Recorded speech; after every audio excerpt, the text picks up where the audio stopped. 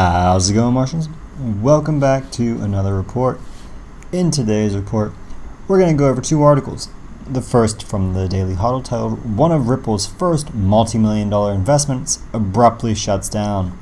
The second being from Bitcoin.com titled, "The IMF is helping Philippines become an important crypto market."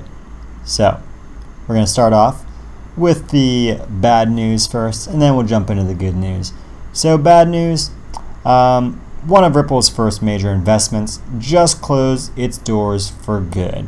The San Francisco-based peer-to-peer rental startup Omni has officially ended its services and shut down its website. Omni was one of the first investments made by Spring, Ripple's fundraising and development arm, built to invest in, incubate, acquire, and provide grants to emerging startups. Ripple executives led a $25 million fundraising round for Omni back in January 2018, and Ripple included Omni in its list of initial companies supported by Spring. Omni's service was designed to give people a way to rent items from one another using cash or the digital asset XRP. In a letter posted online, Omni thanks its supporters while citing the difficulties involved in getting a startup off the ground. Since 2014, we've been committed to giving you access to the things you need when you need them, encouraging communities to share more and buy less. We've been honored to work with small businesses and the communities they serve. After deep consideration, we've made the difficult decision to close our platform and end operation. More than anything, we want to say thank you to our customers, partners, and community who have shown us a tremendous amount of love and support over the last 5.5 years. Thank you for including Omni in life's big moments, from birthday parties to family reunions to Friendsgivings, and joining us in an effort to reduce waste and enable more conscientious consumerism. It's been wonderful to share our dream with you, and we hope you continue to seek out ways to access more and buy less. Before closing its doors, Omni reportedly reached a deal with Coinbase to sell its engineering team to the U.S. crypto exchange. Coinbase says it's too early to reveal what the team will be working on. So, this is unfortunate for Omni, especially since all the news that individuals who were telling me that they were working directly on Omni were saying that the project had an absolutely fantastic future ahead of it. But, this is why even though I hear many great things about many projects outside of XRP, my channel stays primarily focused on just XRP and not and those ecosystems which are primarily developing within the financial institution industry, as opposed to really branching out too much to other even use cases for XRP at the moment. And that's simply because this marketplace, this asset space, is so young and volatile that companies come and go like the days, right? And so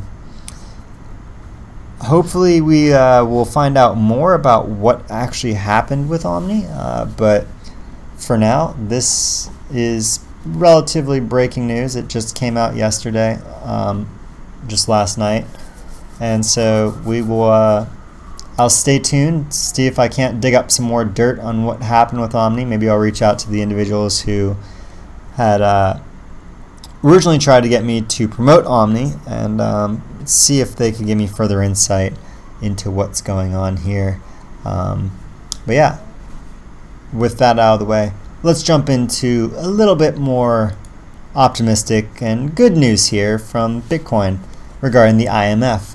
Everybody's favorite central monetary authority, the International Monetary Fund, aka IMF, is providing the Philippines with technical assistance regarding crypto assets.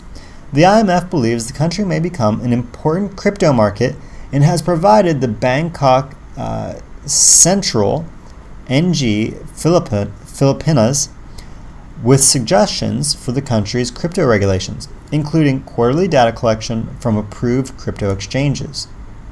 So, the IMF helping Philippines Central Bank.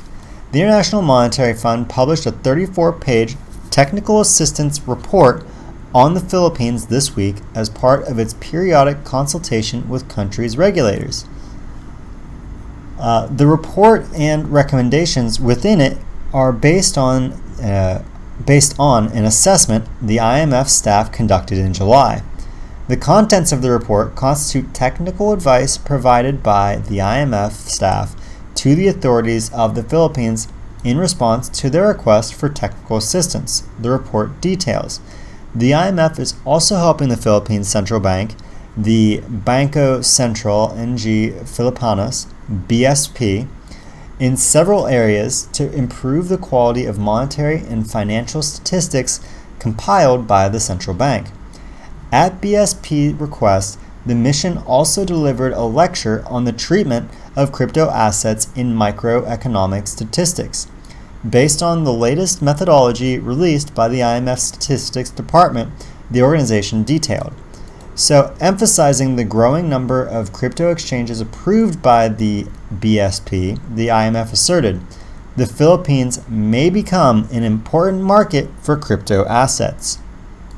So, the BSP adopted a formal crypto regulation framework through the issuance of Circular Number 944 in 2017. Business engagement in the exchange of cryptocurrency for fiat money in the Philippines are required to register with the central bank as remittance and transfer companies. The IMF encourages the BSP to collect data from crypto exchanges. So, according to the BSP's most recent list, there are just 13 approved crypto exchanges in the Philippines. They are Bitur, BDA, Coins.ph, Remittance, interesting name, Remittance, Bloom Solutions, Virtual Currencies Philippines, Entrons Remittance International, Fintegrity, spelled very strangely, Zybe Tech, Btrex, B Express. Good grief. Some of these names, they're like trying to be like punny or something, or witty with them, but they're just like a pain to even try and stay. Sorry for butchering it. Coinsville Phils, ABBA Global Philippines, Baitan Money Tech, Telcoin, and Atmos Trans Tech. The IMF report also notes that the mission encourages the BSP to start exploring the possibility of collecting data on these exchanges for macroeconomic analysis, in particular international financial flows using crypto assets, elaborating. The mission suggests requesting aggregated data on a quarterly basis on gross transactions, indicating the country of origin and destination of the funds transacted. In addition, it would be useful to break down the parties involved in the transactions between individuals, financial corporations, and non-financial corporations, the staff advised.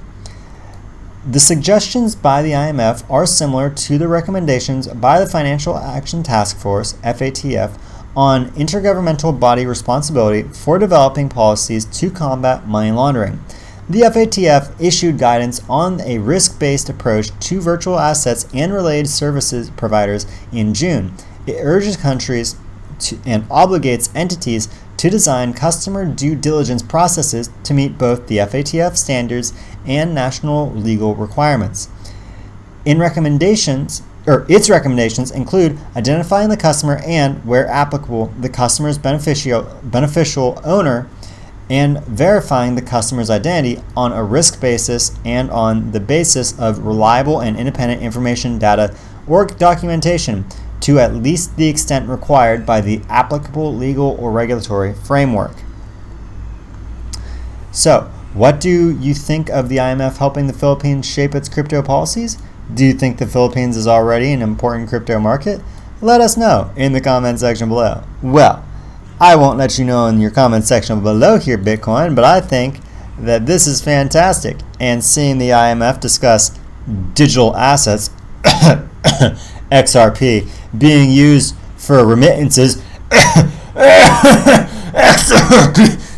sorry, I think I'm getting a cold, guys. But yeah, super exciting stuff to see the IMF now taking a more hands-on approach to assisting countries in getting involved in this new financial ecosystem, right? So we'll see what happens regarding any further announcements out the Philippines.